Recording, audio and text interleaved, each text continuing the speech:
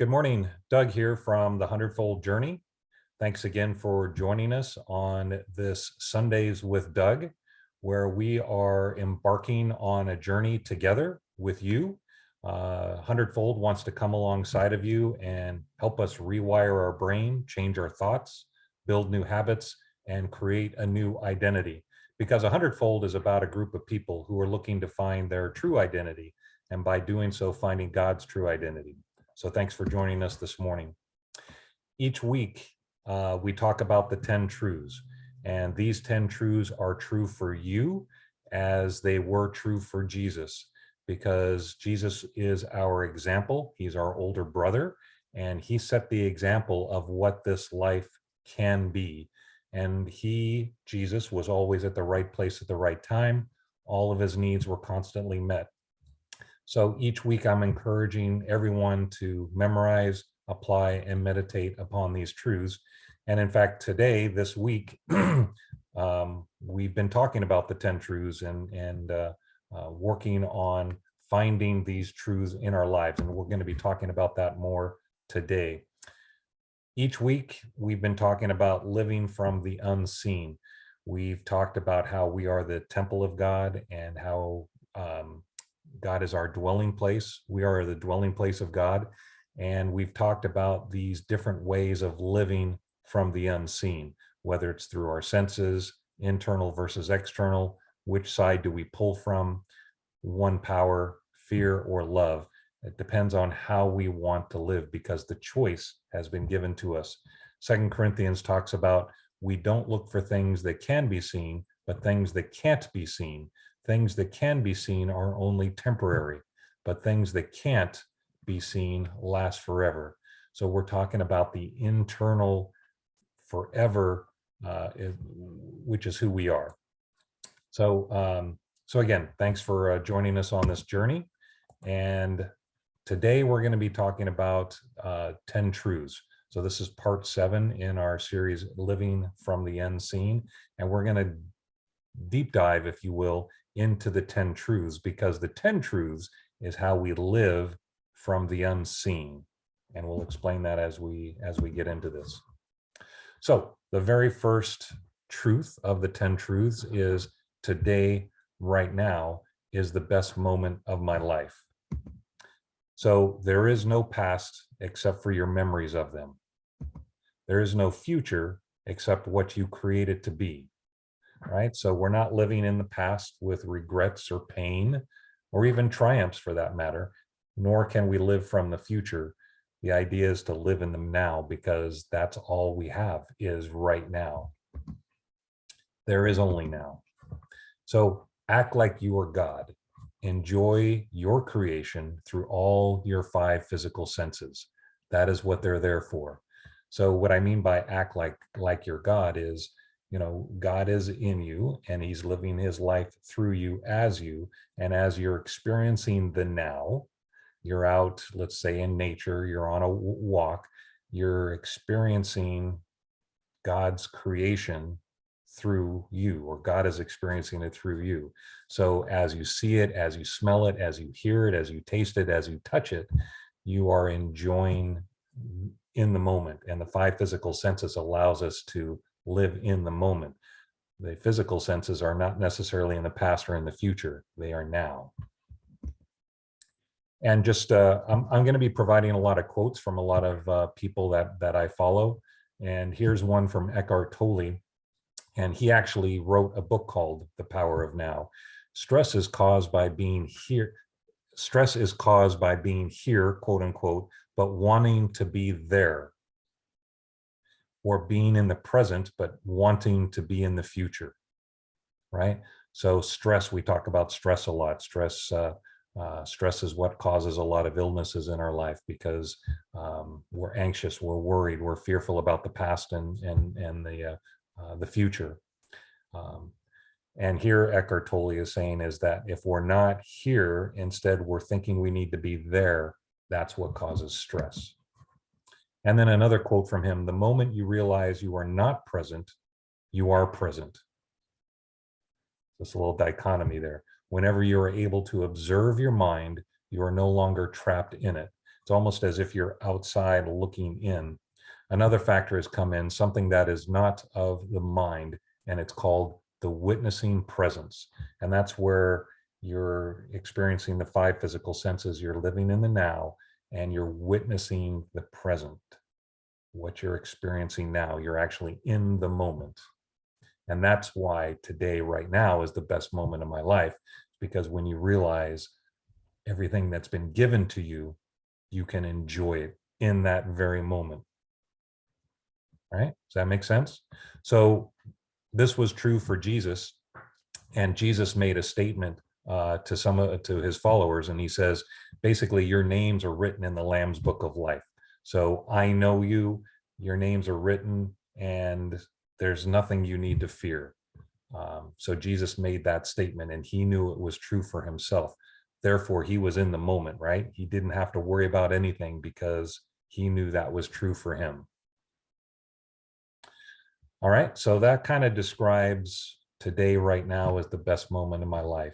And the way I like to say it, like when I'm meditating upon it, is right now is the best moment of my life. And then 3 seconds later, now is the best moment of my life. Then 3 seconds later, but now is the best moment, because there is no past or present or future. It's right now. So after sharing that, was there anybody online that that had an experience where they said, hey, today, right now is the best moment of my life this last week? Absolutely. I got to say, this morning, Yep. I watched a different church, Crossroads. I was waiting for you to ask that question. Okay. I heard a different passage. I heard a passage today, and it gave me a moment of today, but 2 days prior to today, buddy, my neighbor downstairs, took me out to get me out of the house because I've been locked up for so long. He So you told were me, able to get out of the house? yeah, but listen to this. He told me to stop being so angered. Don't enjoy the moment of where you're at. So that's where I'm coming with this. There you Enjoy go. the moment of where you're at and the peace. We were on the Delta, took me to a place I've never been to, and it was $4 burgers, and they were great. However, what I'm saying to it is that I'm learning I watched a testimony today from this guy, Davey Blackburn. Bitterness and forgiveness. If you have bitterness and forgiveness in that, then you're not going to be able to accept other people within this world if you can't forgive. Right. So if you have bitterness and non-forgiveness, you're not forgiving other people. Yeah. Yes, exactly. Yeah, it'll create bitterness. Yeah. No, that's very good, Lonnie. And yeah, thanks for sharing that. And there's probably a lot of what happened of the 10 truths when you were out on the Delta and being able to experience that. But being Yes. in the now, being in the present, and really enjoying that moment, But that's what with this that is being, all about. yeah, with that being said, that's exactly what he's a younger brother too, Yeah. and he's like, just enjoy the moment. Isn't this so peaceful? Uh, And I didn't catch that at first. I yep. was like, yes, it looks beautiful to me. I can see it. It's beautiful, but the unseen is what he showed me was the peace, the serenity to be where I'm at, be relaxed, and enjoy the moment that you're in right now. That's exactly what I'm saying. I love it. I love it. So great experience, Lonnie. Thanks for sharing that, because you were you were witnessing everything that was happening in that moment through your five physical senses, and you were present. You were present. Very good. So just moving on, I really like this picture. Somebody shared this. This woman is the only person living in the moment, and doesn't this look like us, right? Meaning the people behind him. Oh, let's get a picture of it. Let's. But she's in the moment. That's what we're talking about here, guys. It's not, I'm going to take a picture so I can enjoy it later, or any of that. It's, you're right there in the moment. Look at that. Just could that be another example of like people that, not saying it's wrong, but consistently spending your every second reading the Bible instead of experiencing the Bible? You could say that. Yeah, for sure. Yeah, for sure. Yeah, and they get distracted because there's some language in the Bible that's pretty difficult, right? And they get stuck or they get trapped in the loop of all of that versus, hey, just take it for what it is. I am the dwelling place of God. He's experiencing his life with me, as me, through me, and just enjoy it like this woman here is just, she's in the moment. And I'm jumping in. Sorry, this right here, when I see hers, that it says in the Bible, "Come back to me as a child." Yes, there you go. As Yes, we were very good. kids, we looked up to our parents this way. The facial expression she has, everybody, here's our kids around us, on their phones and all that. But Yep. here's this, she's got her eyes fixed, and yeah. Yeah, It's exactly. like the So perfect picture. It's that perfect, what's that? That bride one, the perfect picture. yes, the It picture of is. the bride. Yep, you got it. Yeah, there was nothing she needs right now. She has everything. This woman has everything that she needs. um, right, so I love this picture. All right, let's move on to the next one. So the next 10 truth is all my needs are constantly met. So I have never gone without. And what I mean by that is me personally, right? There's never been a moment in my life where I lacked something, whether it's a roof over my head, clothes on my back. Um, um, it's always been provided. And I think when there are some people that have hard times, but even in hard times, um, their needs were met, and somehow they were met, whether it's through somebody else or just a flat out miracle.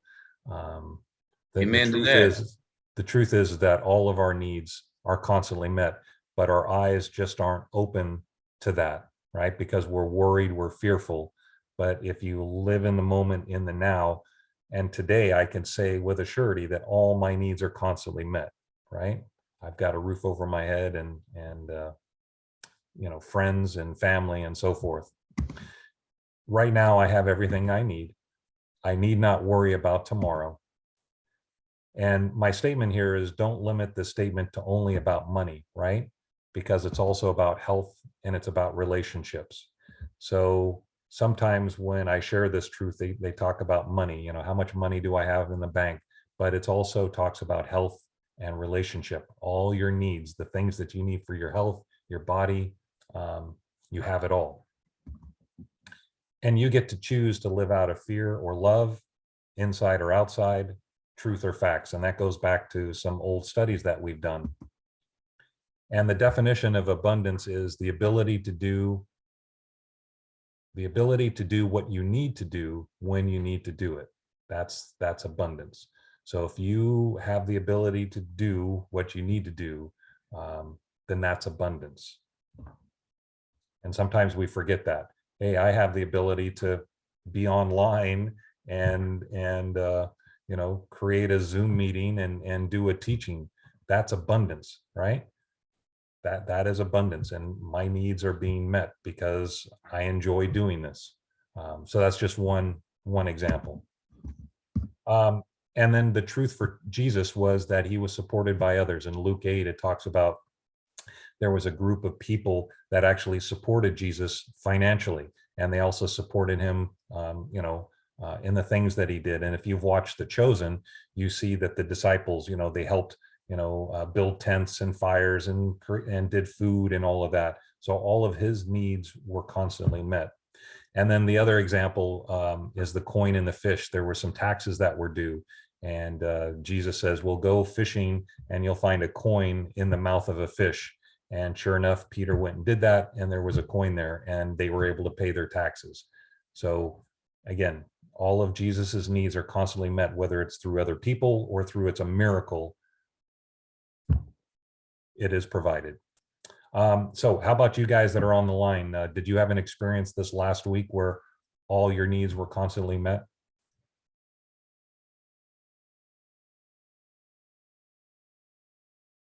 I'll start. For Okay. example, my daughter and son were supposed to come over this weekend, but they didn't. My need was not met, but that was my need. their need wanted to be here. But I just watched this book of the book of Eli again, and he said that no matter it's kind of reminds me of Abraham. He's taking his path. He has nowhere to take his Bible. He doesn't know where he's going. He's just on a journey. It's kind of a journey, you know. I'll go back and say, like with anger, I would get mad because I didn't get to see my kids. However, they're old enough now and they're wanting to come, but yet now the world is making things difficult. So with that, you know, I just that's an experience I had of just being able to wait, patience. It showed, you know, it shows patience. And, you know, I'm coming up to the hospital, so I wanted to see them before I go. Yeah. But it shows me just that experience of watching the book of Eli again just showed me that no matter what, our path is full of faith. And to be able to just keep walking towards God, it doesn't matter what the word is saying, or the world, not the word, the world is saying, and how they look at you, but it does not matter. And just keep going forward. And that's what I got out of this week. Yeah, very good. Anybody else?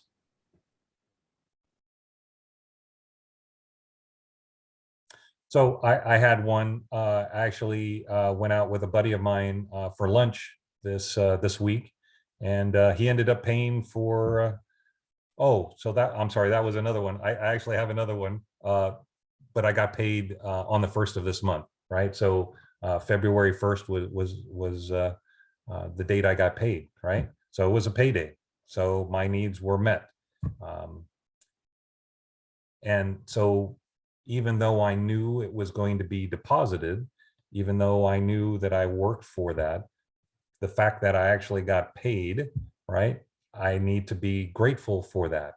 And in fact, one thing that I do, and maybe this might help, and this just came to my mind at the last second here, is I actually have an email that gets sent to me anytime there is a deposit made into my account. So that gives me an opportunity to be thankful because it's an automatic deposit, right? So when I see that email, I open it up and then I take a moment to be thankful and appreciate the money that I earn and the job that I have and the people that I work for. And it's just a reminder to be grateful for all my needs being constantly met. So just a thought. All right, let's move on. I'm always in the right place at the right time. So you are right where you need to be always. The word here is always in the right place at the right time, even though it might not feel that way. So the idea here is always be looking for why the answer is yes. Why is it that you're always in the right place, even though it might not feel like it, or even when it does feel like it? Living in the now, living in the present, today is the best moment of my life, is you're always looking for, wow, man, thank you for this moment right here, to see birds or to see a car that I want in the future, or to see my different relationships, because you're always in the right place at the right time. So be looking, keep your eyes open for why that is true. Be alive, be alert, be present in each moment, and then view each moment through the eyes of God. Sometimes it looks like you're not in the right place at the right time. Maybe you got in an accident, or maybe the line that you chose is longer than the other one. So sometimes it may look like you're not in the right place at the right time. So what do? So what I do is I'll walk through the 10 truths in my mind. So if I'm waiting in line, let's just say, use that as a very simple example, right? And you chose the wrong line, right? That line is going faster, and it's like, oh, why didn't I choose the right line? Because I'm always supposed to be in the right place at the right time. I should have known to choose that so while I'm waiting in line longer than I normally want to be, then I go through the 10 truths. Today, right now, is the best moment of my life. Am I enjoying this moment, right? And all my needs are constantly met. Do I have money in my wallet to pay for these groceries? Of course I do.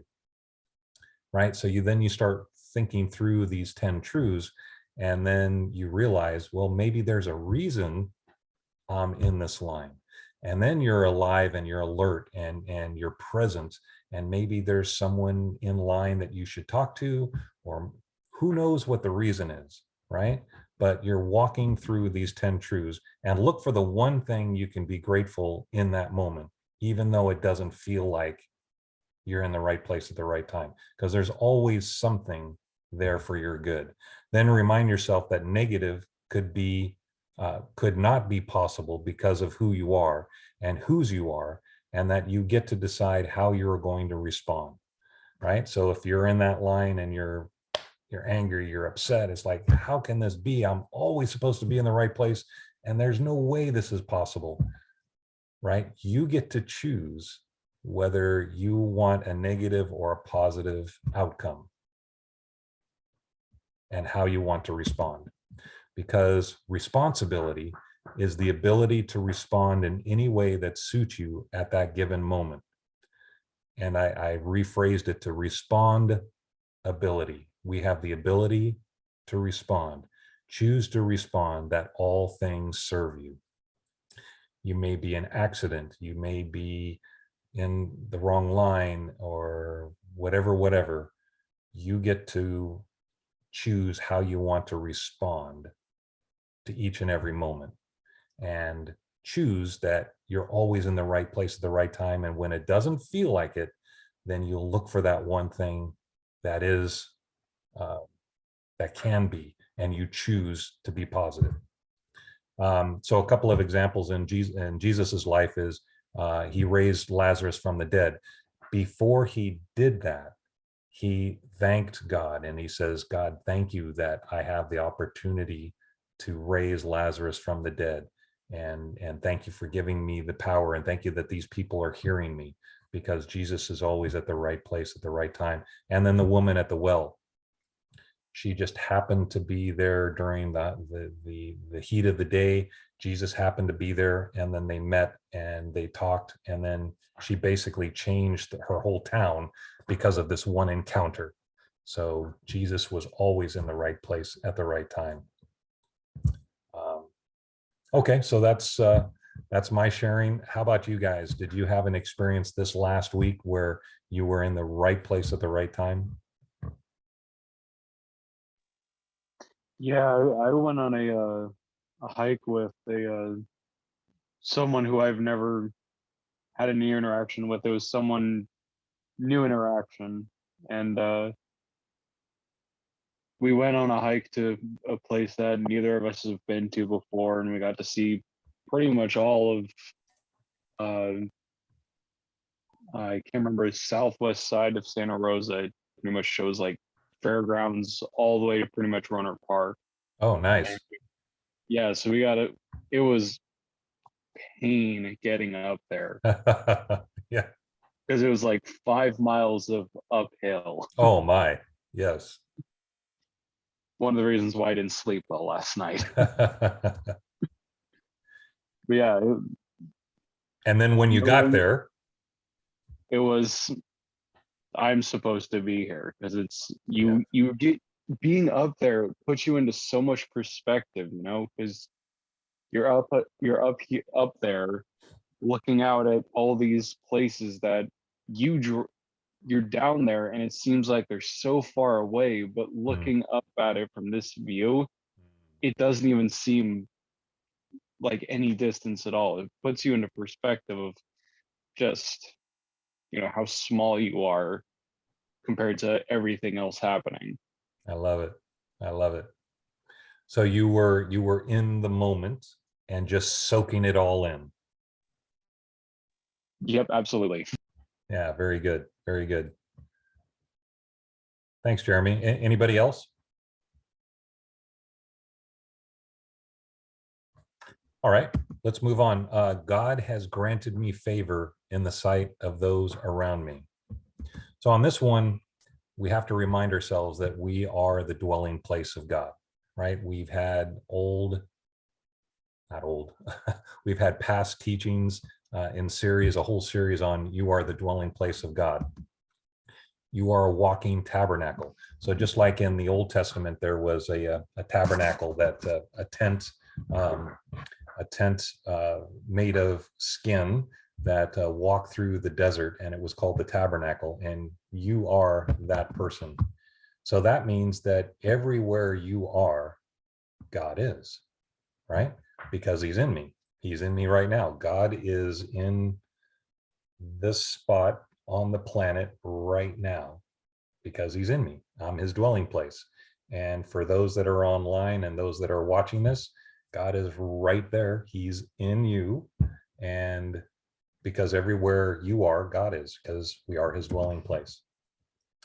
And here's a quote that I really like. Joy attracts more joy. Happiness attracts more happiness. Peace attracts more peace. Gratitude attracts more gratitude. Kindness attracts more kindness. Love attracts more love. So the word favor could also be attraction, right? God has granted me attraction so that, again, the more peaceful I am, the more peace I will receive. The more kindness, the more love I show or express, the more love and kindness I'll receive. So God has granted me favor. He has attracted those in the sight of those around me, right? So that's how that works. Your job, and another quote from Rhonda Bryan is, your job is an inside one. To change your world, all you have to do is change the way you feel inside. How easy is that? But that is what we have to work to strive. That's the whole idea of 100-fold. That's the whole idea of these Sundays with Doug, is that we're focusing on what's happening on the inside. It's not our behavior, it's who we are on the inside. And when we change that, then the outside changes. And then the last quote is, some things in life you just aren't going to be able to think your way through. So you might as well save yourself the stress by simply trusting your way through them. Because if we know that God has granted us favor in the sight of those around us, that our circumstances will change and we can just relax and rest and trust in knowing that you'll get through them. Because again, God is on the inside. So the example for Jesus was the crowds followed Jesus. And, there's probably hundreds of verses where, people came to Jesus and were asking for his help and so forth. So there's lots of areas where God has granted Jesus in his life, for examples of people wanting to follow him and help them, and even supply all of his needs were constantly met because he had a group of people around him, because God granted favor in the sight of those around Jesus. Does that make sense?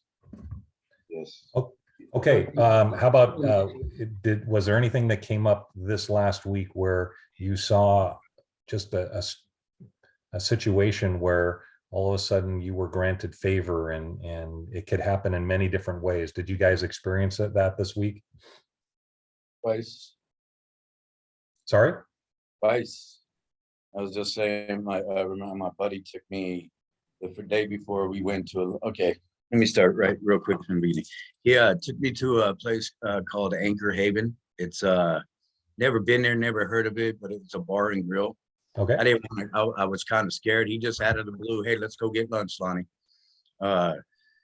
I paid for this lunch because I owed him when I lost a bet, but that's where he wanted to go. I was thinking Right. It was going to be real expensive, but like I said, $4 burgers. Anyhow, I was afraid to go there because when he said bar and grill, it wasn't about that I had fear of drinking again. It was fear about getting into a fight at my age or some rowdy, or I seen something that was mistreated.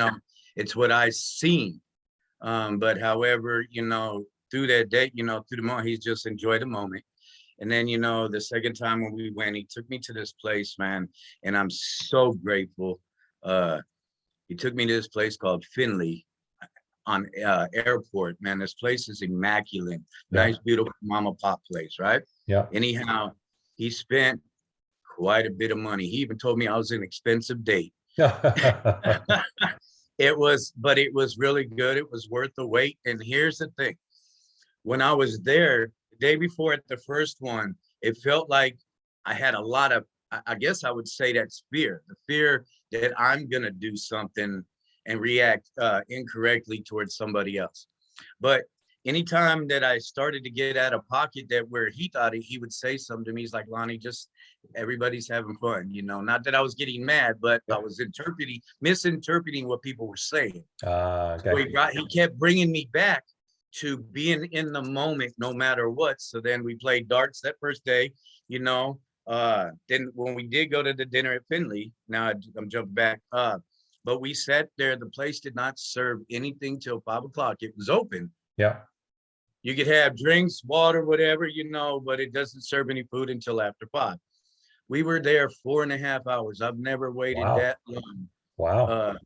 for anything. And with the patience, I mean, this young, I don't want to call him a young kid. He's 35, you know, he's he's got stuff going on, you know, he's got that positive attitude. And it shows me that crowds follow Jesus. So what I mean by this is that I can tell that he's a godly man. Even though he's young, he's still having fun, but he has the way of God in him and he speaks of it. Right. And, you know, his manner, his, yeah, he has that ruthless manner, you know, where don't get him wrong. He'll whoop your butt, you know, if he has to protect himself, but he ain't going to go out there looking for it. Right. You know, So I think, Lonnie, what I hear you saying is that God has granted you favor in the sight of that gentleman, that 35-year-old, right? For whatever reason, he is, you know, helping you through this difficult time and actually treating you to dinner. So he is looking, this young man is looking at you with favor. So, hey, I want to help this guy out. No, he just does it because he wants to. I get that, but it gets, my point I was getting to was the last one on here. Life is a miracle or a mirror, which reflects back what I truly believe and think. So what I was saying, I'm afraid to go out because I think that bad things are going to happen. But I believe in this friend that I have that God has sent me and showed me some things. So I'm finally trusting and believing in somebody. So I go back to that last one. That's what I'm going. But the purpose of this statement here is that the reason why, and I agree, he has God in him. He's being kind. He's being generous. But it's because God has granted favor upon you that he wants to help you out. He's brought him into your life at this specific time because you're always in the right place at the right time. And he wants to help you. And that's because God has granted favor, right, on you, so that people want to help you. He was being God to someone those days. But again, it's because God has granted favor in the sight of those around you for you. People want to help I get it. Yeah. Right? Yes. All right. You just shorten the words up faster than me. I know. It's all right. So the next one is everything my hand touches prospers. So again, because you are God, as he is, so I am in this world. You know, God is in me, and these are God's hands, right? His eyes, his ears, his mouth. There's an example in the Old Testament, Joseph, who manages Potiphar's household. And the story goes like this. Joseph was a slave who had absolutely nothing. And Potiphar brought him into his house, and he was basically a slave for a period of time. But because God granted him favor in the sight of Potiphar's eyes, all of a sudden, Potiphar's household was managed amazingly, and it grew and it prospered to the point where Potiphar gave Joseph complete control of everything. So that's because everything that Joseph's hands touched prospered, whether it was the finances or whether it was the household, whether it was the animals that he had to take care of. Everything that his hands touch prospers. And Potiphar just kept handing him more things to do because it prospered in Joseph's hands. A quote from Joe Dispenza is, "Life is about the management of energy. Where you place your attention is where you place your energy," right? So energy flows where your attention goes.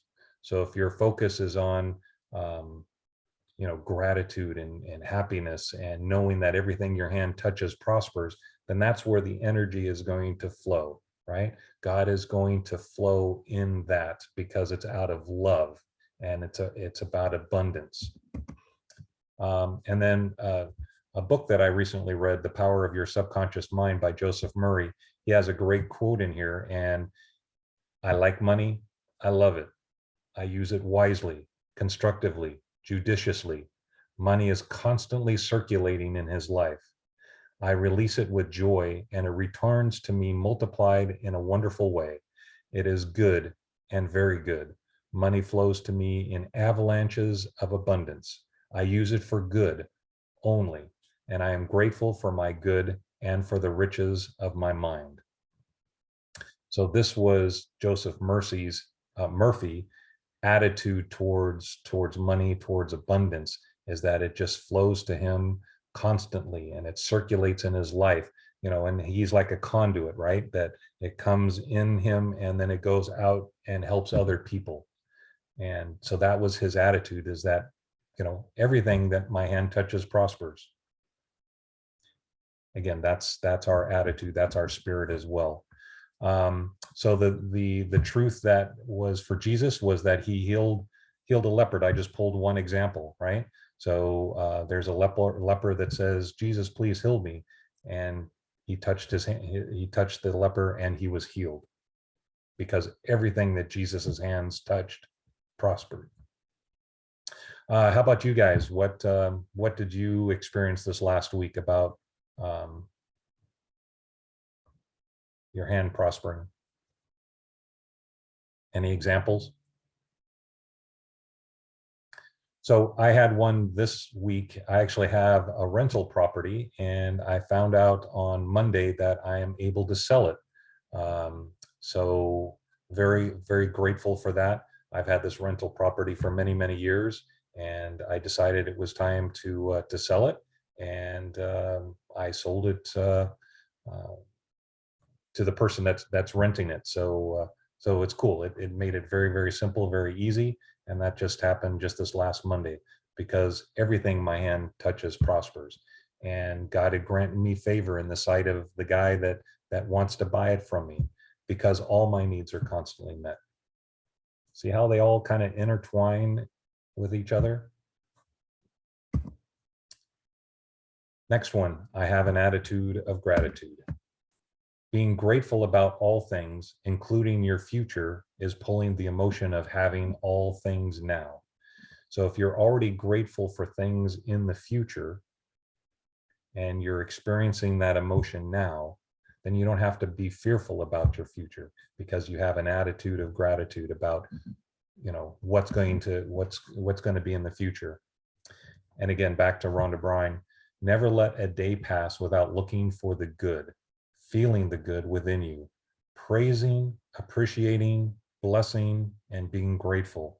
Make it your life commitment, and you will stand in utter awe of what happens in your life. And I truly believe that.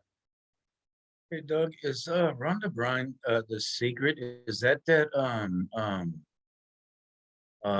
they had a CD out on that, The Secret, and we did a long time ago. It's one about how the water, if you freeze it and all. Is that the same one that you're talking about, where they freeze it and it shows all the differences of how everybody can be? Yeah, I'm not sure if it was in that video series called The Secret, but I know what you're talking about. And what that was is a Japanese scientist.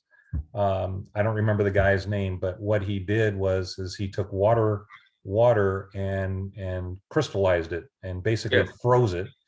And he took water from different places. He took water from a fresh spring where it was snow water that melted. He took water from there, and then he took water from a really dirty place, and he crystallized them both. And you could see that the one from the pure water was like just a beautiful shape. Yeah.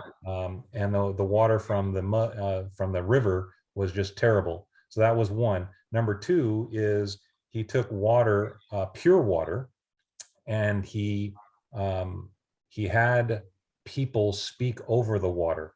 You're ugly. You're never going to be good enough, and you're Yeah. terrible, Okay. and bada bada ba bum to that water. And the same water from a different batch of water spoke, "You're beautiful. You're lovely. I love you. You're the best." And then he took that water, then he froze it, and then it crystallized. And the water that got spoken to negatively had this deformed shape to it. And the one that was spoken to well with, it was this beautiful, multifaceted crystal. So So so that's just a different segment from the Rhonda Bryan one, Bryan one. yeah, again, I don't recall if that was in Okay. that movie, but I'm familiar with the study that was done by this Japanese researcher or scientist. And the reason why I was asking is because, as Christians, we believe in God, but then there's also science, and science has proved things. So that's kind of what I get from the Seek when I seen the Yeah. Secret. It's been a long time since I've seen it, but that's what I'm kind of getting from that. Is that, Yep. am I okay? Yeah, exactly. So, she, as well as these other people that I'm quoting, they're all talking about the same thing, and that is the God that's within us, the God that created all of this, and then just different ways to enjoy this life. And here Rhonda, found the secret, and her secret is the same secret that's in the Bible. It's that we were given everything for life and godliness. Be anxious for nothing, but in everything by prayer. And here she's saying, never let a day pass without doing these things. And at the end, you'll be in utter awe of what happens in your life. So that's the encouragement for us. And it starts with gratitude. And then Caroline Leaf, another lady that talks about our brain. And if you realized how powerful your thoughts are, you would never think a negative thought. And then Joe Dispenza, we are who we practice to be. So if you practice gratitude, you'll be grateful, right? You reap what you sow, going back to that seed in the sower, right? One of our series, we talked about the seed dropping from our mind to our heart. And if that seed is of gratitude, then guess what's going to grow from that seed? It's going to be more things to be grateful for. And then God designed humans to observe our own thoughts, catch those that are bad, and get rid of them, right? So that's where we talk about stinky thinking and the negative thoughts, fear versus love, truth versus fact. We've talked about all of this from living from the unseen, and we were given the ability to discern our thoughts. So get rid of the negative thoughts and stay with the positive ones. And again, back to Jesus, raising Jesus from the dead. Same thing. He had a gratitude, right? He thanked God ahead of time for the ability to be able to raise Lazarus from the dead. So that's the example for Jesus. How about you guys? Did you have an occasion this last week where you had an attitude of gratitude?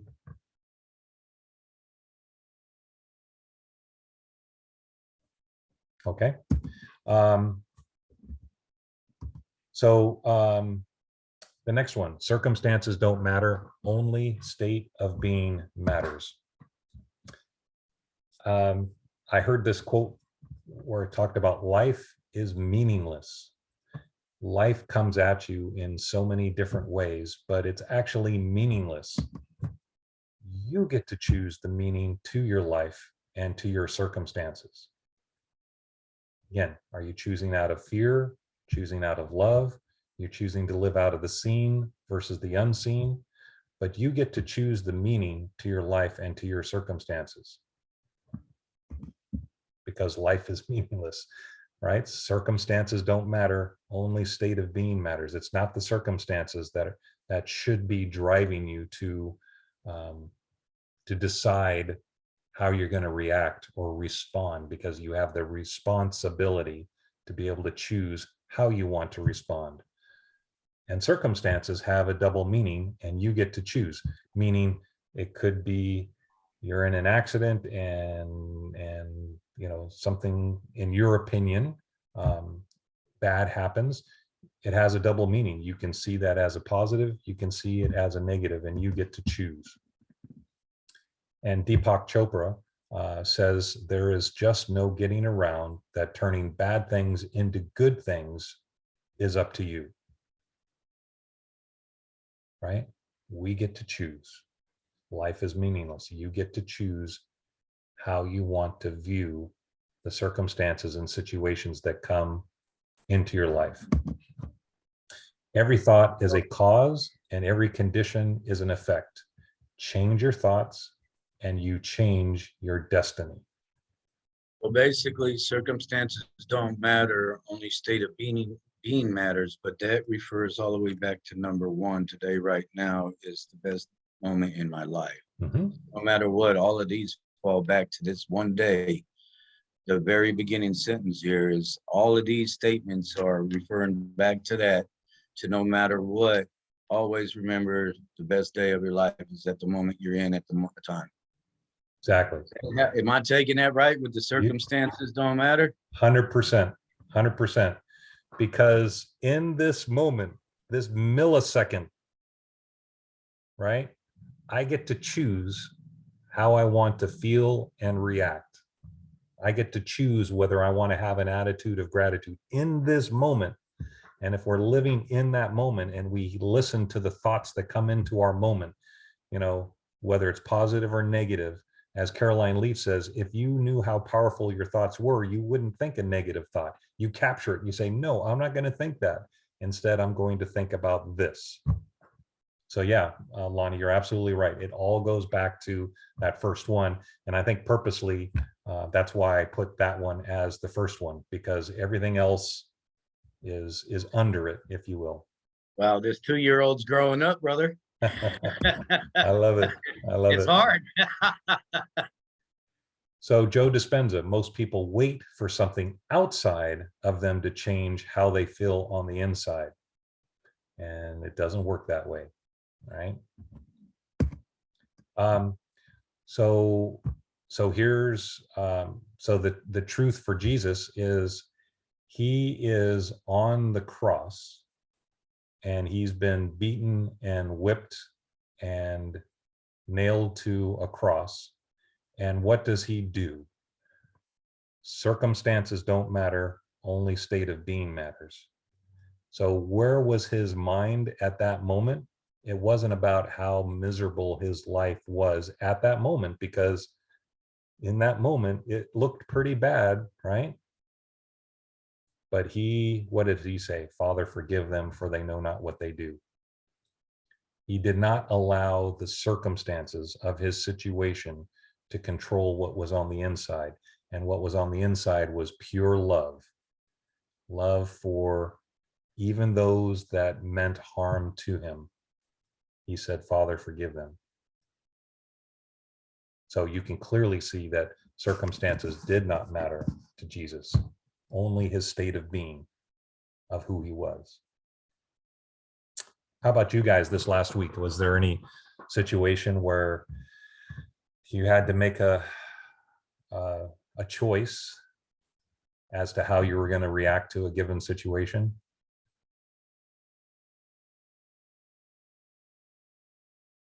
So I had one at work. I've got a pretty interesting situation at work where we've got some quality issues, and I'm having to jump on calls every day and discuss this quality issue and how we're going to resolve it. And I could very easily allow that to mess up the rest of my day and just go down the list of negativity and why is this happening, and I should be at the right place at the right time, and I don't have an attitude of gratitude right now. I'm really upset. But so I get to choose how I view that circumstance or that situation.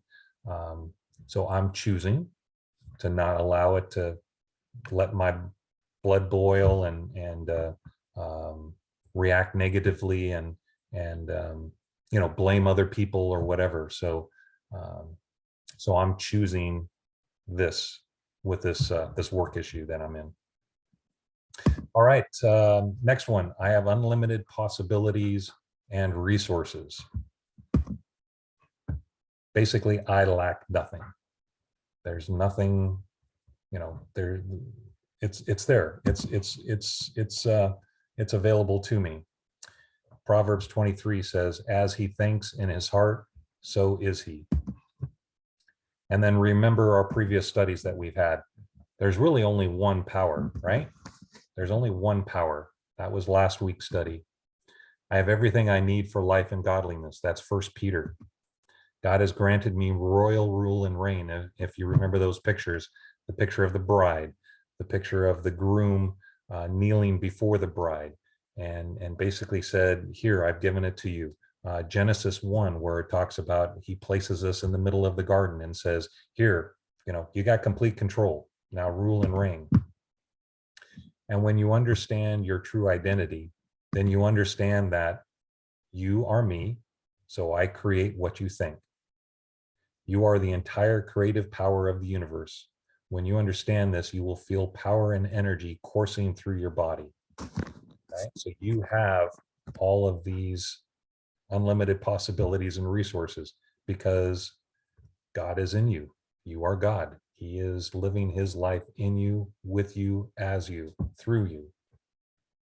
I'm not saying you're the God that created you. I'm saying you are God because God has indwelt in you. We are his dwelling place. And just like Jesus, right? Jesus lived his life 100% man, 100% God. He is our example. He is our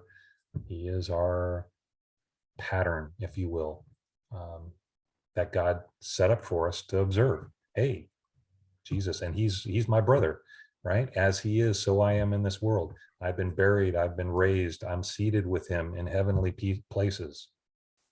I have the same authority. I've been given the keys to the kingdom. So the example that Jesus had is feeding the 5,000, right? So he had unlimited possibilities and resources, even though it didn't look like it, right? He had 5 loaves and 2 fish, and he had 5,000 people he needed to feed. A lot of people would look at that, me included. Man, I have limited possibilities, limited resources. There's no way I can feed these guys. But Jesus knew who he was, and he knew that he had unlimited possibilities and resources. He knew where the source was, where the power was, and that was in the Father. And he knew he was one with the Father, therefore unlimited possibilities and resources, and able to feed the 5,000. So I have one I wrote on this. Yep, go ahead. So let me pull it up here real quick.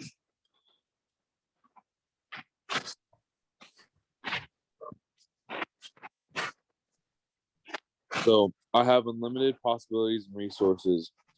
Usually when I think of resources, I think of materialistic things that can benefit me. But as I have recently discovered in my life, is I can actually feed my brain healthy resources, such as encouraging thoughts like I can, and I'm able, and I'm worthy. This allows my brain to produce clear thinking and can boost the part of my brain that creates imagination. This healthy thinking destroys fear and allows me to do things that I thought I never could. This week, I was able to have a consistent schedule and workout plan and stick to it. And now when I work out, I feed my brain positive thoughts so that my body can connect and work together and not against my body, allowing me to like running again. It helped me rest in pain that I'm feeling when I lift weights. I also am learning how to meditate after working out so that my mind and body can rest with equal understanding. I also have been reminding myself to breathe as much as possible so that allows more oxygen to cycle through my brain. that's it. Love it. Yep. And you already have all of that in you, and now you are ruling and reigning with those resources that you already have, and But just like, you're just now pulling upon them, right? yeah, just like I've always known I've had that in me. Yep. But we do need to at times remind ourselves, as hey, like, that stinky thinking's coming back. But you can, if you think positive, that's the best way, instead of just letting the negative control you. Because I could sit there and say, oh, I'm fat, it's not possible. I'm not never going to be able to stop eating donuts in the morning. But that's just fear. I feel that's trying to change, Yep. who I really am. No, very good, Michael. So Thank you. my point was is that, you can feed your brain positive resources, right? If your brain is consistently gathering negative resources that you're feeding it, which is thoughts and mouth to mind, it will kind of like die. Like, fruit will get, nasty if you leave it out too long. I don't know. I think that you can feed your brain resources. It doesn't have to be a materialistic thing in life, Absolutely. Well, Michael, when you say that you can feed your valuable resources, get valuable resources. And I agree with you about the, it's the world to me is about the resource, material and whatever. But I think as a person, and I'm going to say it online, as a person of myself, where I come from, I'm 2 years old now, into Christianity and learning something different. So when you have the resources, I'm looking as God granted me royal rule and reign. But when you're brought up in certain families, not everybody's, they don't teach you that and show you that. So learning or trying to learn how to not be that that old self and be godliness, but we're born with that. I really believe we're born with that godliness in us. And I think, and that's where I believe where Christ comes from. It's our Holy Spirit that brought us up, but what we see is what we follow. What we don't see is hard to follow when you're trying to change that around after, like you had said, Doug, 50 years of being one way. There you go. That's right. You got to unlearn. You got to reprogram. Yeah, but you were, and what I get from when you said that, and you, Michael, I got learned, I got schooled to stop calling youngsters, because I'm still a youngster myself. It made me look back upon myself. I'm a youngster in Christianity. Some are a youngster in the lives of street, and I still have a habit of protecting. When I say youngsters, to me, they're like my kids. No, everybody that is younger than me is like my kids. And I just find that as a respect thing. So there is only one power. And that power is that we start with being young. We already know, but what we see changes us from what God was actually trying to show us from the unseen. Yeah. Yeah. Thanks, Lonnie. You're right. It's just reprogramming, rewiring. And again, that's what 100-fold is all about, is coming alongside of you guys and myself included, and remind ourselves of these truths, because they're true, but we've been taught so many different things for 50 years or however long, and we have to unlearn all of that. Well, when you and also real quick, when you understand your true identity, then you understand, and that's what you've been talking about. So I can give you an example. My true identity was not the person that I was raised up to be. The true identity that I was really raised up to be was following God and hearing him in my heart and hearing him in my mind. But I never could because I was too busy worried. And I'm saying I learned this in Celebrating God. Everything is I. It's nobody else. I chose to take a path, but it wasn't, or I made a decision, but it wasn't also necessarily my choice. I had to follow what was given to me. So now I have a choice to follow God and follow my heart and the Holy Spirit, rather than follow what my 50 years of past was. Yeah. That's where I'm going with that. No, that's right. True identity. Oh, thank you. I needed this today. All right, good. All right. Sorry about that, guys. All right, good. So we got two more. I will be God or love, because God is love, to someone today. So what this means is that my eyes are open, my ears are open, my senses will be yielded to the unseen and will reveal who I can love today. And the example is live as Jesus lived. And what was his statement? Jesus said that he only did what he saw his Father doing, and he only said what he heard the Father say, right? So our eyes and our ears are always open. Again, back to Rhonda Bryan, compliment people wherever you go. Praise every single thing you see. Be a ray of sunshine to everyone you meet. That's how we can be God to someone today. And it doesn't even need to be someone. It could be something like the ray of sunshine, or the tree or the flowers or whatever. But to love on others the way that Jesus loved on others. And Steve McVeigh said, to love others, you must know how much you are loved. And this is where freedom from religious bondage comes in, because religion would tell us that you're a dirty, rotten sinner, and God only loves you if you do X, Y, and Z, if you repent, if you confess, if you go to church, if you read your Bible, right? So that's the way we think God loves us. Therefore, that's the way we love other people. We got to erase that from our minds, from our history, and instead understand the love that God truly has for us, and that we are already forgiven. All of your sins are as white as snow. I'll remember your sins no more. You are holy, you are blameless, you are loved, you are that bride. When we understand that, and that's been freely given to us, nothing that we deserved, there's nothing that I did, it's just who I am, then I can love other people that same way without judgment. So the example is the woman issue of blood. So there was a woman that came up to Jesus and asked to be healed, and she touched his garment, and Jesus turned and looked at her and said, "Yes, you are healed." And he was God to that woman that day. Is there any examples that you guys have this last week where you were God to someone today? Yes. Yeah, I have one. I wrote it down, so sorry if it sounds Great. like Yeah, no problem. reading it. So this week has been challenging in a way. When I say challenging, it's not that it's a negative challenge, but more of a sign that I should meditate. And honestly, I hate meditating because it's really hard for me to do. It's one of those things that is just difficult in itself. Can I just make one quick statement on that, and then you can continue? Yeah. There's no such thing as a bad meditation.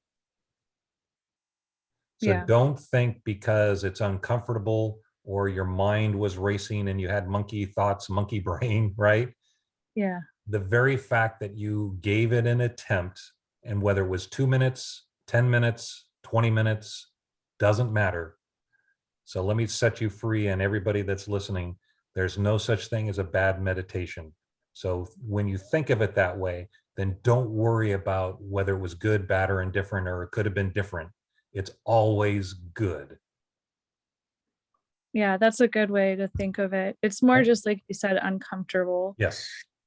So I meditated this week, and what I noticed the most is that my kids are getting older. And as beautiful as this is, I miss them as babies. I have come to an inner understanding that my kids aren't old enough to understand scripture, and they don't have a very long attention span. But the 100-fold has shown me is how to be a loving parent. And if God and I are truly one, then the love I give to my kids will naturally reveal God to them. I want them to one day be able to decide for themselves. I believe in my heart that loving my children and saying positive things will strengthen them. Love it. That's it. Love it. And there is a verse in the Bible that talks about we are living scriptures. We're living epistles. So what that means is that they might not read the Bible, but they're reading mom. So the Right. love that you're reflecting and showing to them is the Bible that they're reading, because they know that you love God. And if that's the way I'm loved because she's loved by God, right? See the trickle down effect, if you will. So no, that's fantastic. And yes, you're absolutely, every encounter with your two daughters is you are love to them. You are God to them. Glad you said that, Rachel. Really glad you said that. It just reminded me of my daughter. Yep. She just told me, thank you for this reminder. Both of you guys. Good. I told her that I'm going through tough times and I'm going through the hospital, and she goes, I don't care, I just want to see you. Good. And That's awesome. to ever hear that, and she's 21, Yep. but went through a lot of stuff behind the relationship between her mom and I. But I raised her up reading the Bible, but she's not a big, strong reader. But however, she has that love in her heart no matter what. She'll do anything for anybody and doesn't care if she gets hurt or not. Well, she does care if she gets hurt, but Right. but you get what I'm saying. Like, Yep. that's her heart, So thank you both for that right Got a there. big heart. Yeah, she just showed me how much I love my daughter more. That's awesome. So Thank so how do we then live through the example of Jesus, where he only did what he saw the Father do and said? And what I call it is following the breadcrumb trail. We've covered this in previous studies, and we're kind of running a little bit long, and we still have one more truth to cover. So I'm just going to rip through this. But basically, when we follow the breadcrumb trail, these are kind of different ways. So you might want to go back and take a look at this. But it comes with gratitude and love. And all of these are just different ways of following that breadcrumb trail about where do I go? Who do I talk to? How can I be God to someone today? Your eyes are open. You're looking at synchronicities. It's effortless. It's not something you got to be worried about or anxious about. You're just walking through life, and the situation and the encounter will come. So you don't have to worry about it. And then notice there's nothing you are doing but just being who you already are, right? You're just resting and relaxing and knowing that an opportunity will come up to be God. It's just your eyes are now open to the fact that you can do that. All right. So we're running out of time, but I'll go through this. Life is a mirror which reflects back what I truly believe and think. What you see reflected is what is inside. Right? Because life is a mirror. So it's only reflecting what's inside of you. You can't change the reflection in the mirror by reaching out and changing a frown to a smile. And just visualize, if you will, you're looking in a mirror and there's a frown in the mirror. You don't go over to the mirror and try to push the frown into a smile. You can't do that, right? Because it's a mirror. It's only reflecting. What you have to do is change you. You can only change the reflection by reaching in. You can change the inside first, and the outside reflection will change. Greg Braden says, the world around us is nothing more and nothing less than a mirror of what we have become from within, right? So it's from within. If you get the inside right, the outside will fall into place. So here's a little test, if you will, or a quiz, right? So which picture is reflecting the inside? Which picture, the girl on the left or the girl on the right, which one is reflecting the inside? Who can answer that? The one on the left. Correct. That's you showed me that right there. I'll tell you that. That's how I feel sometimes on the inside. It's like, okay, so that's the reflection on the inside. How about on the outside? Which one is the reflection on the outside? The one on the right or the one on the left? It's a fake appearance to give everybody the appearance that everything is okay with me. Right. But what's on the inside? What's the reflection on the outside? Which picture reflects the outside? I would say fake happiness. That's what I would say. It's just, Okay, so that was kind of a trick answer, yes. because they both reflect. And Lonnie, you're right. The picture in the mirror reflects what's on the inside, but it's also what's being reflected on the outside. So regardless of what we see, regardless of what we think, I think I'm happy and joyful and loving. But what's reflected on, and this is, I said my think, right? It's not how I feel. But on the inside, I'm actually feeling anger and fear and scared. And then that's what ends up being reflected on the outside. But with a smile, I was, I was always This- taught. So we can kindness- say, so sorry for interrupting, Lonnie. We Go ahead. can say all we want. I'm always in the right place at the right time. God has granted me favor in the sight of those around me. I'm loving, I'm joyful, I'm happy. I've been given everything for godliness and all of that. You can think that and have a smile on your face, but what actually is on the inside is being reflected back.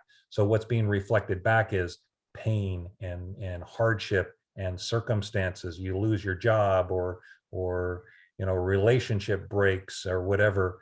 So that's what's being reflected back to you. So really what the truth is not all these 10 truths that we just talked about, but what's really true is there's brokenness, there's fear, there's anxiety, and then that's what's being reflected back to us.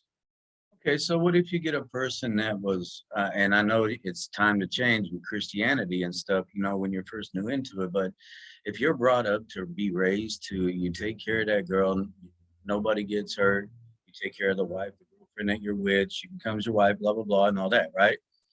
So if that person had grown up with the showing protection of how they protect can be misconceived, as well as looking at the reflection in the mirror of this of the person that they are.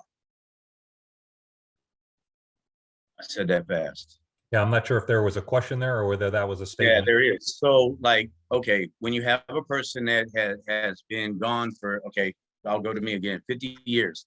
You've been looking at your reflection in the mirror and you were raised this way, but you were taught to protect, but you hid everything inside, like it shows on the left. But on the outside, I'll say not we want to show I will want to show the outside laughing like that. But how is that a reflection?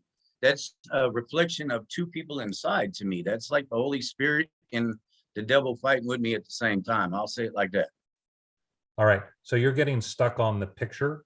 And I understand that, because on the outside, we want to express, love and, hey, I'm smiling, Yeah, everything's okay. good. But on the inside, what's really there is the other picture: fear, anxiety, stress. Okay, so Okay. I'm So the way looking at a third the way now that's being reflected in life, whether it's your job or relationships or just your daily encounters, you're going to experience pain and anxiety and fear and anger and all these things. That's what's going to be reflected back to you. So then you go, I got you. why was Yes. that person so angry at me? I don't get it. I got Right? you. Well, guess what? They're reflecting what was inside of you, because you're angry at them.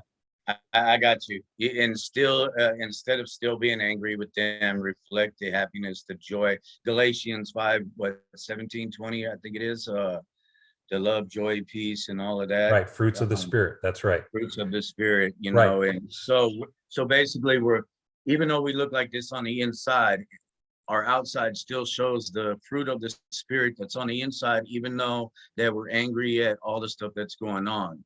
Okay. Okay. Sorry, No, so I still think you're missing the point. The picture on the right with her smiling, that's who we think we are. okay. Okay, got you. All right. That's who we think we are. Okay, Hey, got you. I went to a Bible study today, or I Right. did my meditation, and my life should be really good and cheery because I'm doing all these things. But on Right. the inside, you still have fear and anxiety and anger, right? I got you now. So Yes. the inside is there, and then it gets reflected on the outside. And again, the example I gave was, why is this guy so angry at me?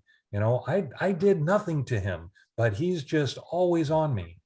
Well, it's because it's a reflection. It's reflecting back what you truly believe about him and about yourself.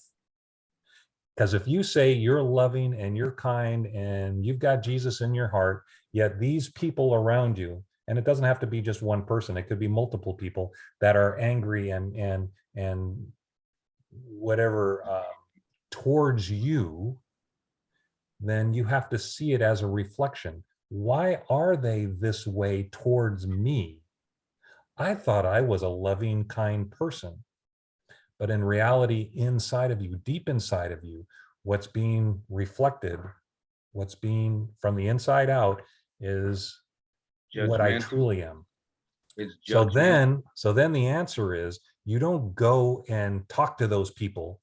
And let's just say there's 5 people. You don't talk to these 5 people and say, you need to fix your situation. And why did you treat me that way? I deserve better.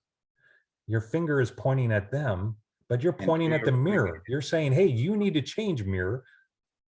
No, you need to go, the finger needs to point inside of you. You're the one that needs to change.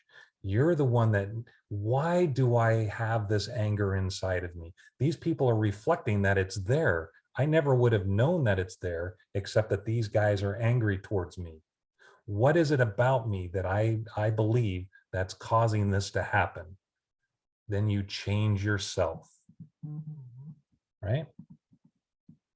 So that's why life is a mirror, which reflects back what you truly believe and think. It's not the outside appearance. It's what's on the outside, and that's being reflected out. So it's a self-evaluation. It's a self-assessment. So if you think, life is good and happy, and it should be, yet every situation and circumstance is negative, then there's something inside. Okay, so Right. that being sorry guys again, but being a self-assessment, can't that be like a part of like God, your Holy Spirit that's inside of you that's making that Absolutely. assessment, and then you're hearing Absolutely. that of your mind? Because the Holy Spirit, God, is all about restoring our original design, which is to rule and to reign in abundance and freedom and health and all of that. And when we think that we've got all this stuff inside of us and we're not dealing with it, right?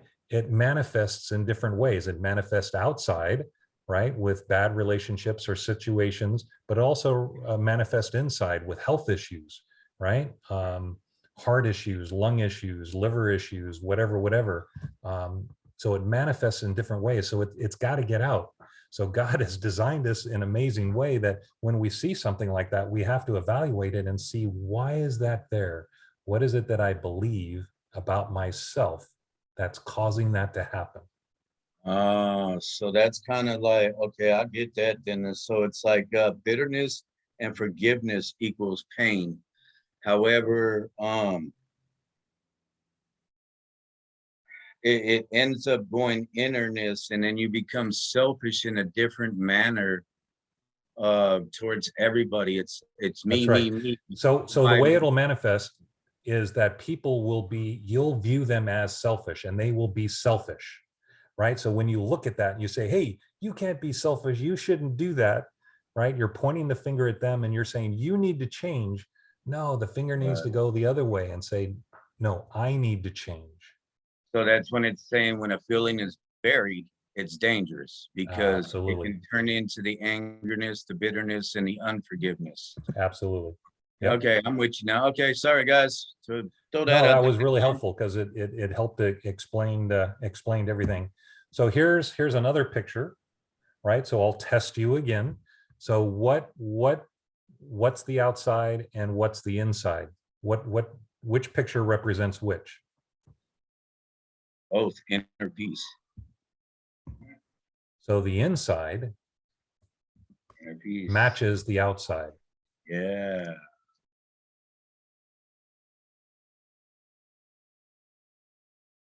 So inside, and Rachel, to your point, she's meditating, she's pausing, she's taking a moment to go inside.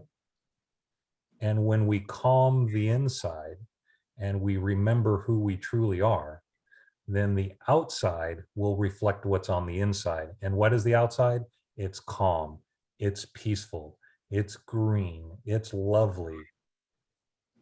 It's going to match the inside. I thank you for that, Rachel, with those questions you asked, because it just brought something to me that just the last few days, I started just turning the TV on. Everything was too loud, just too loud around me, the trucks, everything around here, the TV. And I only had the TV on a volume of 8, and it's not that loud, but it seemed loud. And you know what? Now when you say that, thank you, Rachel, because I think that kind of brought back God back to me to hear him again. Because I was getting angry that, or irritated that the TV was too loud. So it showed me that God is tough, and I'm glad we had this talk. That's great. Thank you, Rachel. So Yeah, good. So when we see things on the outside that don't reflect what we thought we believed was true, then we use that as an opportunity that says, hey, thank you.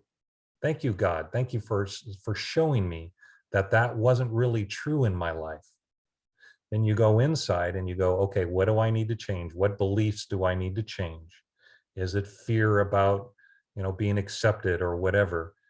I need to change that. And then all of a sudden my circumstance will change. My situation, my relationships will change. Not because I forced them to change and went over to the mirror and says, you need to smile. No, I had the power to change it because it's inside of me. So that's the conclusion of all of this. How do we live from the inside, the unseen versus the seen? And the way we do that is we realize that we are the ones that really control with our thoughts and our beliefs. And then the outside reflects all of that. A lot is said easier than done, but what I get out of this whole thing is no matter what, it's rest. There you go. That's right. It's that to me, I call it marinating. You call it meditating. I call that marinating. Marinating in the soul of God and the earth that he gave us. So that is beautiful. Exactly. Thanks for the reminder. All right. So just in conclusion, because we went way long, and I appreciate you guys staying on here. The 30-fold would look at the 10 truths and says, that can't be true for me all the time. I need to make sure I'm quote unquote right with God in order for him to bless me. Right. So I have to be right with God. I have to confess. I have to do all these things. It's do. The 60-fold would look at these 10 truths and say, yeah, these are true for me, but I need to be fasting and praying because it's a spiritual battle. I need to fight for these things. The 100-fold is, these truths are true for me. Nothing I need to do because it's about who and whose I am. Right. Because I'm already the bride. I've already been given everything. So it's a state of rest. Right? It's not work-based, it's rest-based. But then we have to ask ourselves the question, is God really that good? The way you answer that determines your yield. So here's the encouragement. Please take these 10 truths and, keep them on your phone, put them on an index card, put them to memory. I've been encouraging you guys for weeks to meditate and to memorize these, because when you're in that line, when you're in that situation that doesn't look like you're always in the right place at the right time, to be able to sit there and go, okay, I thought I was supposed to be in the right place at the right time. How can this be? And then you go through these 10 truths and all of a sudden you go, wow, okay, I see it now. Thank you. Thank you for this situation. And because I'm learning about myself, because life is a mirror which reflects back what I truly believe and think. Please go to our website. We've got all these resources on our website, including these videos as well as these PowerPoints. So feel free to pull those down. And then, of course, you can always join us on Facebook through the 100-fold journey. So thanks for joining us this morning. And if you have any questions, you can reach out through Facebook. So that's it. And thanks for your time, and bye for now. All right, Doug.